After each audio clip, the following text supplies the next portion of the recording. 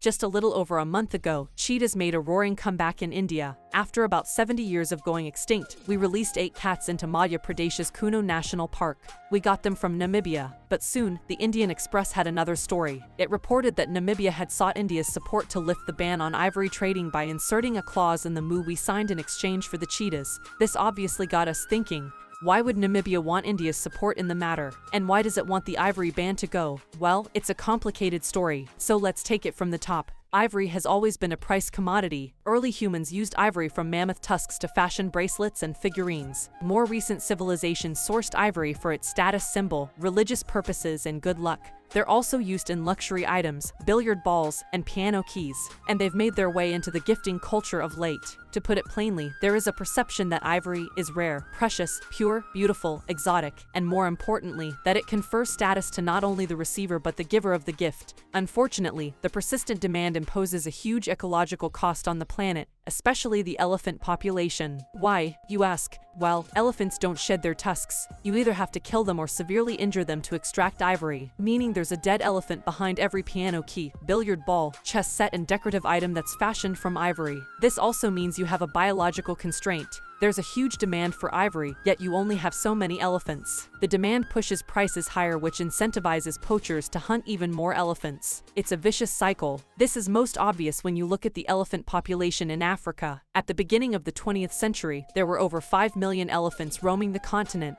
By 1979, their numbers had dropped down to about 1.3 million. Between 1979 and 1989, their population dropped by 50% with only 600,000 elephants remaining. And this had a visible impact on the ivory trade, with prices rising each year. As one article in the Frontline notes, in 1980, the price of raw ivory in the open market was around Rs1,300 a kg. In 1989 it had crossed Rs3,000. By 1995 it was Rs5,000. And by 1996 it was Rs10,000. At this point, you're probably thinking, why are we still stuck in the 20th century? Why is this analysis confined to odd years like 1989? Well, something happened that year. The Convention on International Trade in Endangered Species, an international agreement between governments of 184 countries, banned the international trade of ivory and associated products to protect the gentle giants. This scuttled poaching to some degree, and elephant populations did recover in a few pockets. And while their numbers continue to decline globally, there's renewed hope in some parts of Africa. For instance, Angola, Botswana, Namibia, Tanzania, Zambia, and Zimbabwe together host more than 400,000 elephants today. Zimbabwe in particular is dealing with a problem of excess. As of 2019, Zimbabwe had 85,000 elephants, while the country's national parks and conservation areas only had the capacity to host 55,000 elephants. What happens to the rest? Well, they stray and often come in contact with human populations. They destroy crops, trample on humans, and are a menace in general. In fact, farmers living near conservation areas have complained of losing nearly 17,300 acres of crops to straying elephants, and elephant populations continue to grow unabated in some areas.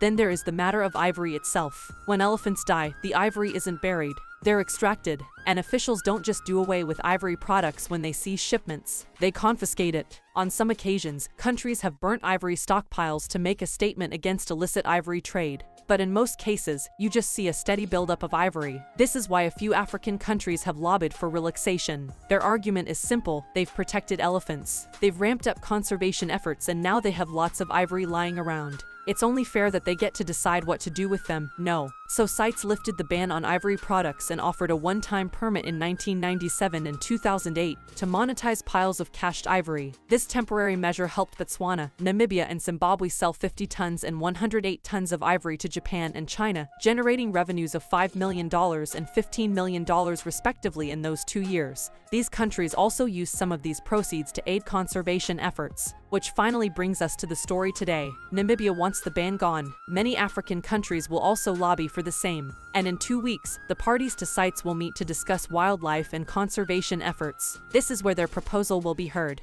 And India's support here could prove invaluable. The CITES has already rejected their demands in 2016 and 2019. But if the countries could drum up support from emerging economies, maybe they could turn the tide. Maybes. However, India is unlikely to relent. And for good reason. Lifting the ban may do some good. But the damage it does is irreversible. As one article in The Economist notes, the existence of even a small legal market increases the incentive for poaching. It allows black marketeers to pass off illegal ivory as the legal variety, and it sustains demand. And India lives by this maxim: we don't like the ivory trade. We have $250 million worth of ivory just lying around, and we haven't reconsidered the ban at any point. In fact, the government soon released a press statement debunking the Indian Express story and clarifying that it hasn't received any written communication from Namibia seeking support. It reads, "As sovereign countries, both India and Namibia will evaluate their positions on sustainable biodiversity utilization within the ambit of agreement based on the principles of mutual respect, sovereignty, equality, and in the best interest of the parties." So yeah, it seems India isn't going to support the ivory trade anytime soon. But will African countries still get some reprieve from CITES? Well, we will just have to wait and see. Until then, don't forget to share this article on WhatsApp, LinkedIn, and Twitter. Ditto insights: which is better, a term plan or an endowment plan? Nobody wants their dependents to suffer financially in their absence.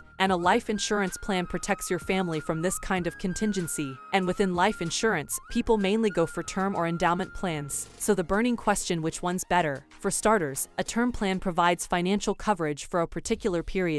If the insured dies during the policy tenure, the family gets a death benefit. An endowment plan also does the same thing. Now, cards on the table: term plans have lower premiums, and the risk coverage is significantly higher since the premiums go towards the sum insured alone. Whereas, in endowment plans, the sum assured is quite low and doesn't really solve the main purpose, i.e., financial protection. The USP of an endowment plan is it offers a lump sum as a maturity benefit if the policyholder survives the policy term. But the returns offered by these plans are lower compared to other financial instruments. So, the investment use case isn't effectively achieved either. All in all, it's best to keep insurance and investments separate. If the end objective is saving money, one can get better returns by deploying the extra savings in better financial instruments. And since the objective of buying a life insurance policy is to secure the financial position of dependents, it's best to go for a term plan since the coverage is higher at a lower cost.